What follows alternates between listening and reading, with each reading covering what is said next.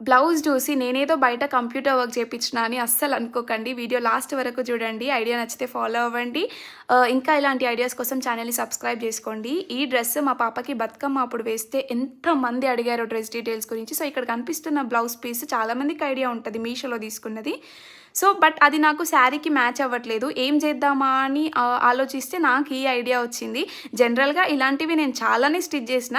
But ఆ హ్యాండ్స్‌కొచ్చిన part direct yoke పార్ట్‌కి వేసి స్టిచ్ చేసేదాన్ని. ఇలాంటి ప్యాచ్ వర్క్స్ ఎప్పుడు చేయలేదు. బట్ ఫస్ట్ టైం చేసిన ఎంత పర్ఫెక్ట్‌గా కుదిరిందో సేమ్ మీరు బయట వర్క్ చేపించినట్టే ఉంది. ఇంకా బయట చేపించింది కూడా ఇంత పర్ఫెక్ట్‌గా రాదు మెజర్‌మెంట్స్ మీకు.